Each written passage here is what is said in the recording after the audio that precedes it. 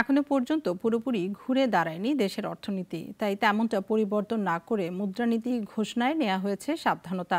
তবে শেয়ার বাজারে বিনিয়োগ ও আস্থা বাড়াতে বিল ও বন্ডের সুদ হার কমানোর পাশাপাশি গুরুত্ব দেওয়া হয়েছে বিএসইসির কার্যক্রমকে। আগামী 6 মাসে দেশের অর্থনৈতিক উন্নয়ন ও স্থিতিশীলতা বজায় রাখতে মুদ্রানীতি ঘোষণা করেছে বাংলাদেশ ব্যাংক। ঘোষিত মুদ্রানীতিতে দেয়া হয়েছে শেয়ার বাজারকে গুরুত্ব।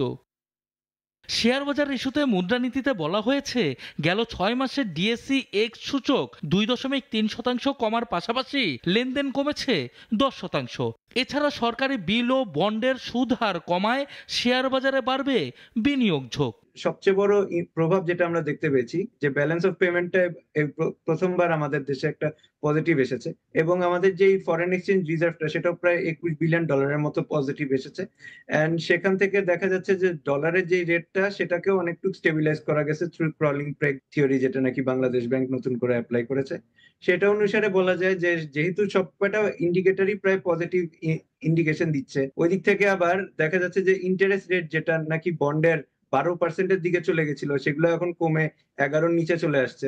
10.5 দিকে এখন বিলের রেট গুলো যাচ্ছে। তো সেখান থেকে বলা যাচ্ছে যে যেহেতু ইন্টারেস্ট রেট পড়ছে, এটা ক্যাপিটাল মার্কেটে যদি আপনারা প্রভাবে আনেন তাহলে দেখা যাচ্ছে যে ক্যাপিটাল মার্কেটের উন্নয়ন হওয়ার একটা দিক নির্দেশনা পাওয়া যাচ্ছে। তেমন একটা পরিবর্তন না এনে মুদ্রানীতিতে নেওয়া হয়েছে সাবধানতা।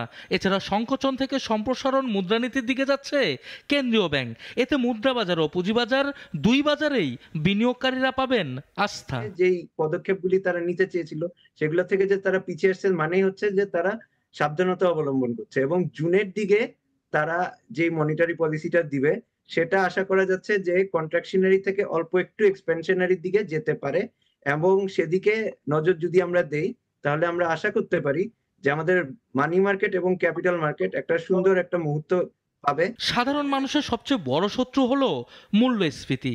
আয়ের সঙ্গে সঙ্গতি না রেখে খরচ বেড়ে গেলে কষ্ট বাড়ে মানুষের। এজন্য মুদ্রানীতির মাধ্যমে নিয়ন্ত্রণের চেষ্টা করা হয় মূল্যস্ফীতি।